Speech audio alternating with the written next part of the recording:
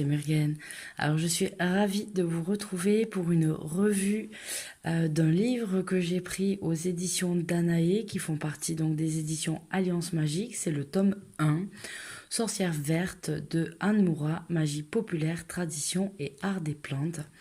Alors c'est Anne Moura a écrit aussi, je pense que ça s'appelle Grimoire de magie verte ou magie verte, quelque chose comme ça. Je l'ai lu aussi en format numérique pendant le confinement et j'ai eu envie de m'intéresser à celui-là lors d'un passage chez Cultura. Voilà, ça faisait partie de mon panier d'achat. Donc ça fait un petit moment déjà que je l'ai acheté et si vous voulez, on va le découvrir un petit peu ensemble. Donc on a le tome 1 avec un sommaire. Donc le chapitre 1 concerne l'art vert, les bases pour le chapitre 2, des sorcières et des herbes, vivre vert, magie, pratique de magie, rituel vert, les esbats et ensuite vous avez les différents sabbats de l'année, donc les 8 fêtes, Yule, Imbolc, Ostara, Beltane, Lita, Lunasa, Maybon et Samhain. Pour les esbats, ce sont les fêtes lunaires, comme vous allez le découvrir. Donc en fait, ce que j'aime bien, c'est que c'est un petit peu sa façon de voir la vie, sa façon à elle de voir les choses. Donc elle partage avec nous ce qu'elle connaît, elle a traversé, etc. et ce qu'elle pense. Donc on a toute tout cet intérêt-là au départ, ce qu'elle y trouve, voilà, ce que ça invoque en elle.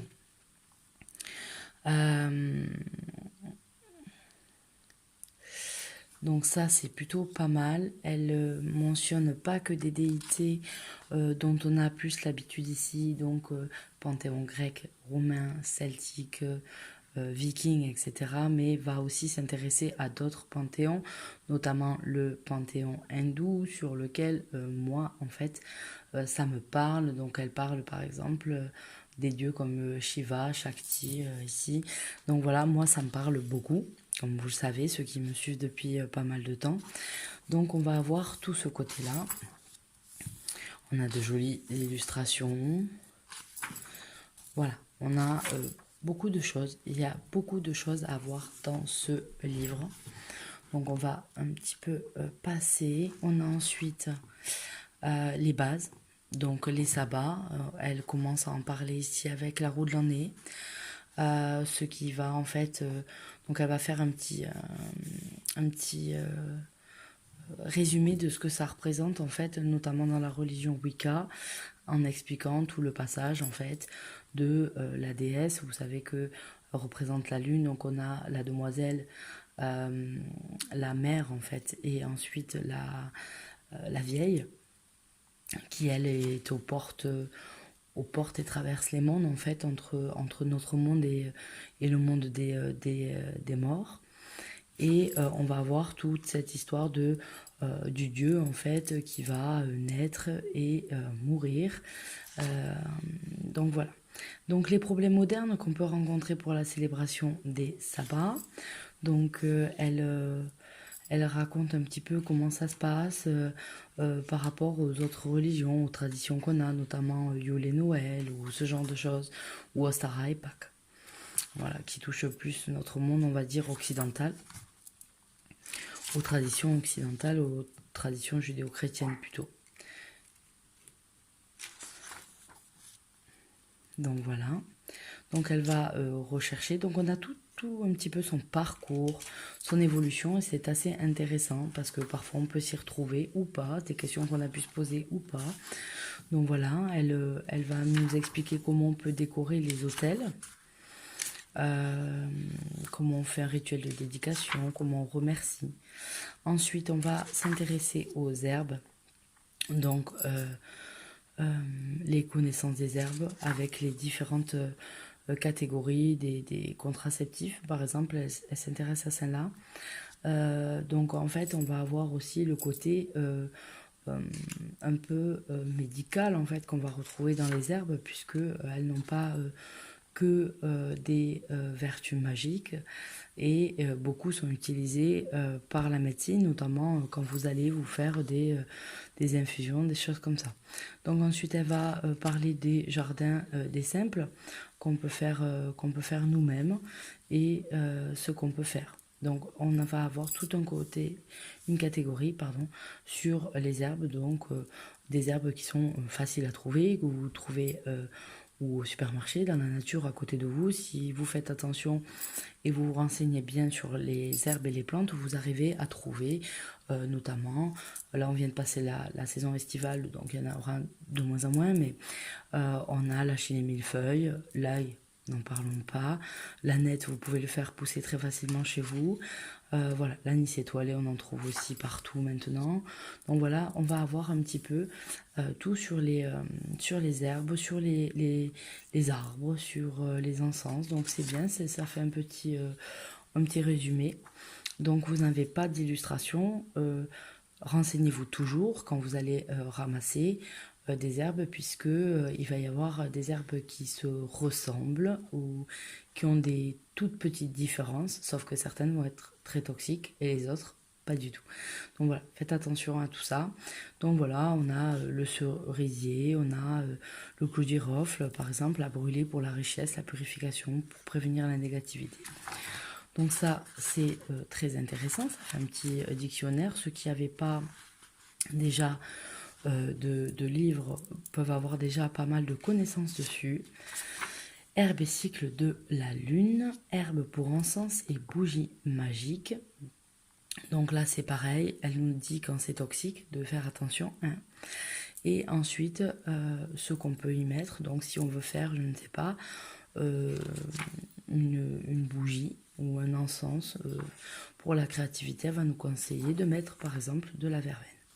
Et on va avoir la même chose avec les arbres. Les arbres et leur relation, leur correspondance avec les jours de la semaine, comment on les collecte, comment on les stocke, la phytothérapie, et ensuite les termes décoction, infusion, macération. Donc quelle est la différence entre les uns et les autres. Donc il y en a un bon moment, cataplasme, pomme, poudre, sirop. Voilà, les bains d'herbe, les oreillers à rêve. Donc ça, c'est des oreillers que vous mettez selon les besoins. Les herbes que vous allez mettre dans vos oreillers. Certains pour enlever les mauvais rêves, par exemple pour des enfants. Mais ça, c'est certaines choses. Par exemple, moi, je sais que mes grands-oncles, ouais, avaient l'habitude de mettre de l'anis étoilé, donc de la badiane, dans les oreillers ou au bord du lit en tout cas, pour mieux dormir. Donc ensuite, on va s'intéresser aux différentes propriétés de couleurs. Donc vous avez quand même un livre qui est riche en informations et qui vous permet de tout seul pouvoir commencer à travailler et à vous faire vous-même quelque chose qui vous correspond et de ne pas forcément aller chercher des rituels déjà écrits par des personnes à qui ça correspond à elles-mêmes et pas forcément à vous.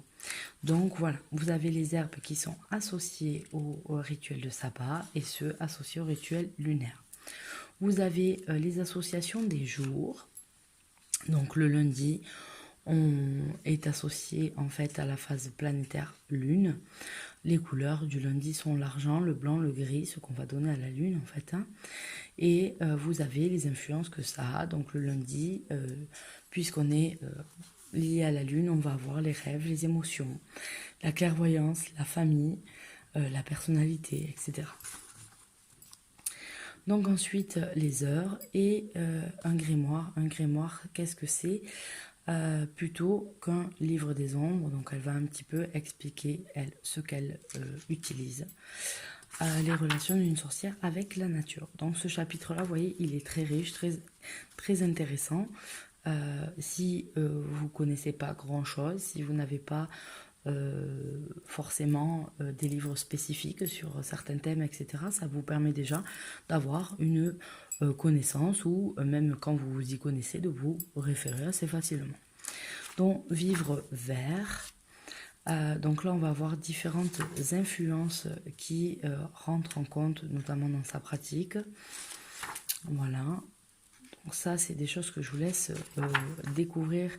Les traditions, la charge de la déesse, la rune des sorcières, etc. Les bénédictions, voilà, c'est des choses qui sont intéressantes à lire. Je ne vais pas vous les détailler ici puisque ça nous prendrait vraiment, vraiment trop de temps. Mais voilà, et encore une fois, comme je vous dis, elle parle de ses traditions, de ses traditions familiales. Donc voilà, je trouve que c'est intéressant. C'est intéressant d'avoir ça, moi ça me plaît, de voir la perception qu'ont les gens. On peut s'y référer ou pas. Moi je sais que je fais ma propre idée, mais c'est intéressant de voir le cheminement de chacun et des questionnements qui peuvent se poser, sur lesquels on s'est parfois posé la même chose, on n'arrive pas forcément à la même conclusion, mais ça peut être très très intéressant. Et ça c'est général, c'est pas forcément sur ce livre-là, c'est mon avis général sur tous les livres. Donc les différences, vous voyez, êtes-vous sorcier ou êtes-vous Wiccan, la pratique que vous allez avoir, les composants de la magie, qu'est-ce qu'il faut faire en fait avant se lancer, en fait, avant de se lancer à faire un rituel, les préparations, l'importance du cercle avant. Donc voilà, vous avez un petit peu tout ça expliqué. Et tout le déroulement, donc vous avez pas mal de choses. Là on s'intéresse notamment aux runes, voilà, avec sur lesquelles elles se... à quoi elles se réfèrent, pardon. Je parle pas très fort hein, parce que c'est tard le soir. Donc les bougies, et donc après vous avez symbolisme pour la divination, qui m'a beaucoup plu, parce que vous avez beaucoup de choses, je crois qu'il y a plus de 80 symboles. Donc par exemple l'abeille, l'ananas, l'encre, etc. L'abeille ça va être la fertilité, l'activité, la communauté, le sacrifice de soi.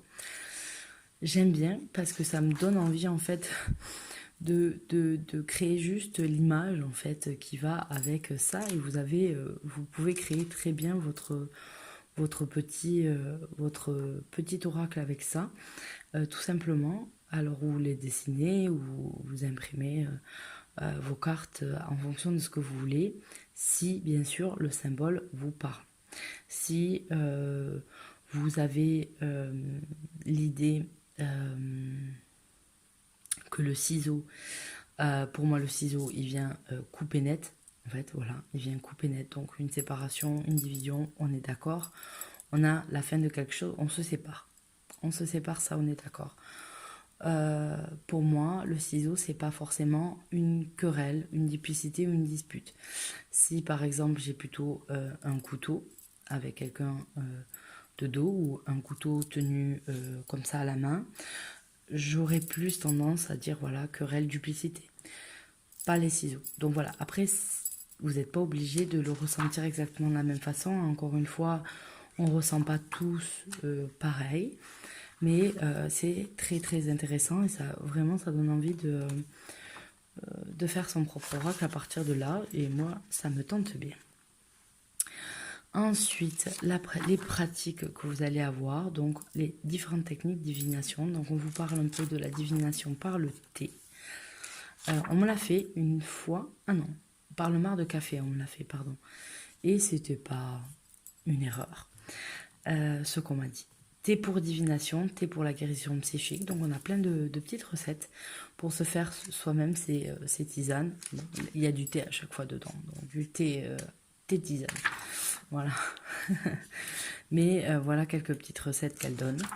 On parle ensuite de la boule de cristal. Donc j'en ai eu une moi dans la première spiritual box que j'ai commandée au mois de juin. Et j'ai pas eu encore le temps de m'y intéresser, à voir comment ça fonctionnait, mais c'était déjà très joli, ça me plaisait. Vous avez les cartes, divination par les cartes. Donc je pense que si vous êtes sur ma chaîne, c'est que vous en avez quand même pas mal d'idées.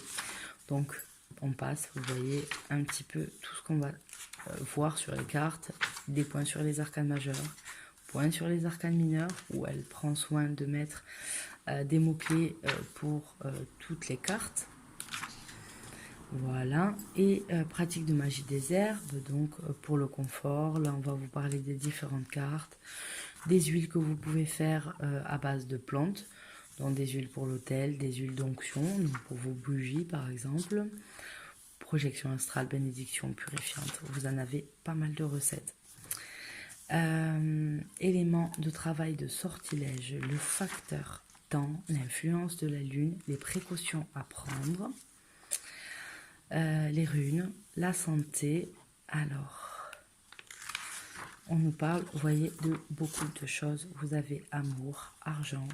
Donc là, elle va donner pas mal de ses propres recettes qui sont dans son grimoire.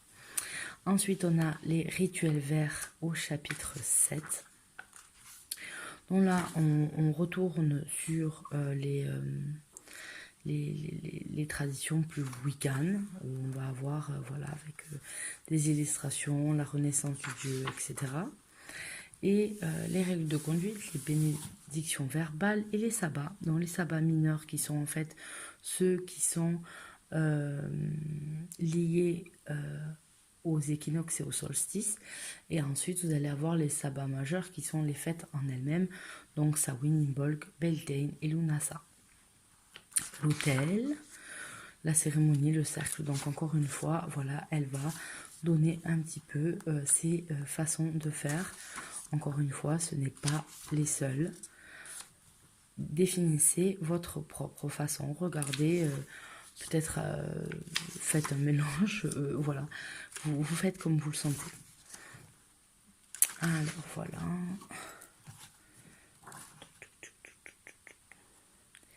Alors là, on va... Elle nous explique un petit peu ce qu'est l'enfacing, l'union des mains, c'est-à-dire le mariage païen. Et ensuite, le end-parting qui est la séparation. Le passage vers le pays d'été est en fait la cérémonie faite pour un décès, un enterrement. Et ensuite, voilà, on va s'intéresser aux espas et ensuite au sabbat. Donc, c'est les rituels pour la pleine lune, notamment. Donc, vous voyez qu'ils sont très, très chargés. Comment consacrer un outil et les rituels de nouvelle lune. Ensuite, on va s'intéresser au sabbat de l'année, donc sabbat de Yule, etc. Donc ça, c'est aussi intéressant. Je rappelle que je crois que c'est aussi aux éditions Danae, hein. En tout cas, ça dépend d'Alliance Magique. Vous avez des livres sur chaque fête et qui sont extrêmement intéressants à lire, des petits bouquins très très intéressants à lire. Donc voilà, on va pas repasser sur tous les sabbats. Et ensuite on a un épilogue, donc elle parle un petit peu elle aussi avec là comment ça s'appelle, la vie d'aujourd'hui, etc. et comment elle le voit. Les influences ariennes et dravidiennes sur les religions occidentales. Donc je rappelle que les Ariens ne doivent pas être confondus avec le mythe nazi de la race aryenne. Ça n'a rien à voir. Les Ariens étaient originaires plutôt de l'Inde, en tout cas de cette région-là, et ça n'a rien à voir avec l'Allemagne nazie. C'est exactement pareil qu'avec les runes dont on a appelé les SS. Ça n'a rien à voir. Quand vous avez ce willow, vous n'avez pas forcément, parce que vous êtes utilisé cette rune, un problème néo-nazi, etc. Non. Il faut faire la part des choses entre ce qui a été totalement déformé et diabolisé et en fait entaché de son sens premier. Voilà. Donc avant que, voilà, je préférais préciser cette notion, ce terme, avant qu'il soit mal interprété, qu'on dit ouh, mais qu'est-ce que c'est ce livre? Non, tranquille, tout va bien. Donc voilà, on va avoir toute sa façon de voir, comment elle analyse tout ça. C'est intéressant comme annexe. La deuxième annexe, annexe B, c'est les fournitures en ligne, où elle va en fait elle va commander les besoins pour sa pratique. Donc, nous, petits Français, ça va être très compliqué hein, d'aller là, tout simplement parce que nous, on va se payer des taxes, voilà, ou se rendre en fait à Long Beach, en Californie. On aura aussi un petit peu de mal. Ma foi, si vous y êtes en vacances, vous avez déjà des adresses. Je doute que ensuite, voilà, ça soit le petit shopping du samedi. Mais bon, c'est intéressant quand même. Voilà, ça serait bien qu'en France aussi, les auteurs français disent, ben voilà, moi je vais là, c'est intéressant là-bas, voilà, où on pourrait aller. Et ensuite, vous avez une bibliographie. Donc là aussi, c'est intéressant puisque certains livres dont elle se sert ont été traduits en français. Bon, forcément, on a le livre sur les encens, etc. de Scott Cunningham, mais on a aussi l'encyclopédie des plantes magiques aux éditions Trajectoire. Donc voilà, il y a des choses qui sont pas mal parce qu'ils ont été traduits en français, donc ça nous donne d'autres pistes de lecture si on a envie d'approfondir ou de lire un petit peu. Et voilà, ensuite vous avez un index, et j'aime bien les livres qui ont des index. Parce que on peut avoir, voilà, dès qu'un index, à la différence d'un sommaire, un index c'est vous cherchez un mot, vous le trouvez ici, et on va vous mettre toutes les pages dans lesquelles la notion, en fait, parce que parfois le mot n'est pas dit, mais la notion est un petit peu mise en avant, et donc du coup vous allez retrouver, voilà, là vous avez Dioclétien qui est un empereur romain, et là vous avez, on en parle une fois, sur la divination, on parle à de la page 59 à 60, la 66, de la 81 à 84, etc. J'aime les index. Dans mes études, pour mes mémoires, etc., j'ai dû faire des index. Je vous avoue que j'aime avoir un index, mais j'aime pas le faire. C'est une horreur. Il faut le lire. Faut lire son truc 50 000 fois, s'y référer, etc. Si vous avez le malheur de corriger avant impression votre écrit et que ça décale d'une page, vous recommencez tout du début. Donc voilà, c'est vraiment un casse-tête. Je crois que c'est le truc qui m'a pris le plus de temps vraiment à faire mon index quand j'ai fait mon mémoire ou autre. Et donc voilà, donc c'était juste voilà l'aparté. J'aime les index, j'aime pas les faire. Donc voilà, c'est un livre donc aux éditions Danaé qui coûte 18 euros. Voilà, encore une fois, ben moi je le dis parce que je trouve ça bien qu'il soit imprimé en France. C'est quand même pas mal d'avoir une boîte qui bosse avec les boîtes françaises. On sait que les temps sont durs pour tout le monde, mais bon, c'est bien de nous faire marcher un petit peu aussi, et que ça soit un imprime vert, puisque voilà, ça limite la pollution. Et c'est plutôt pas mal aussi quand on voit quand c'est moins pollué, et qu'on revoit revivre un petit peu les choses. Donc voilà pour cette revue, j'espère que ça vous aura plu. Je ne sais absolument pas quand sort le tome 2, et j'aimerais bien savoir de quoi on va nous parler dans le tome 2. Donc affaire à suivre. Je vous fais à tous de gros bisous, et je vous dis à très bientôt pour une nouvelle vidéo. Bye bye.